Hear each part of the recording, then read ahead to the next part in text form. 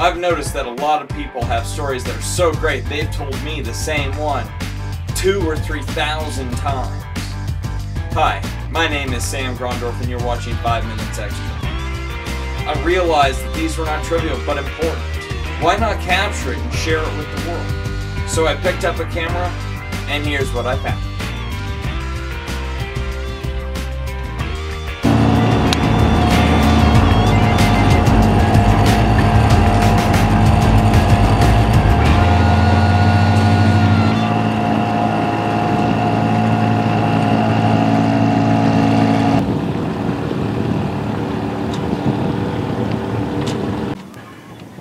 Hi, I'm here with Bob Duffy on his boat, and he told me a couple of stories. Let's hear them. Little afternoon of sailing, and it turns out in typical Colorado style, the weather would not cooperate. So here we are sitting at the dock, and neither of us brought any beer either.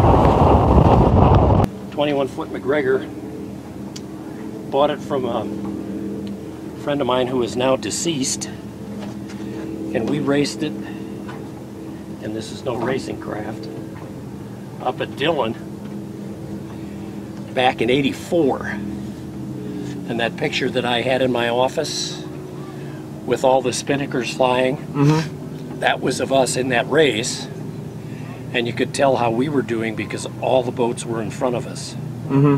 So not too well. The problem with a spinnaker when you put it up, the first boat through that gets his up, he better get way out ahead of everybody else, because as the rest of the boats put theirs up behind him, they steal his wind. And his boat kind of dies in the water. So anyway, my friend that had this boat was more of an engineer. Well, he wasn't more of, he was an engineer. Taught at the Air Force Academy. Nice guy. And he spent more time on this boat jury rigging everything so that he could open and close the front hatch from the tiller. We did fly the spinnaker a few times when I was with him, but that is not for the faint of heart.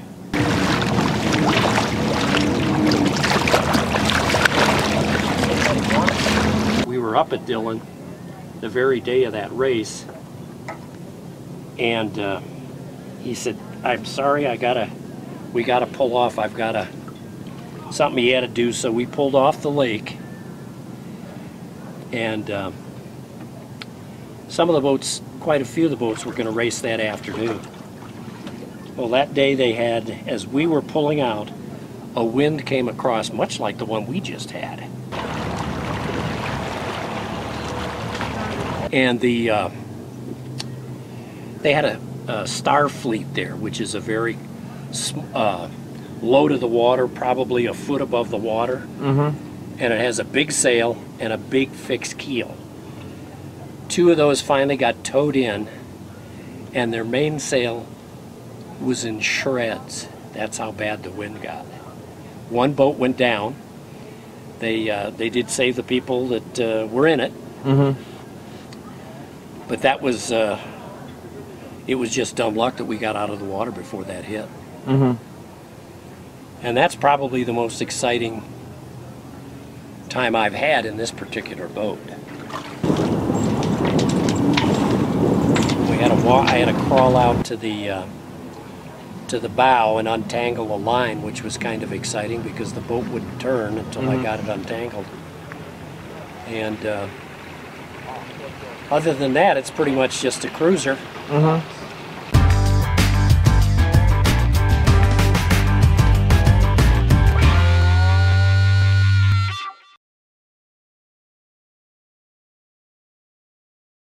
The Tireless boat next to you is owned by, next to us here, is owned by a guy that used to have a tire dealership.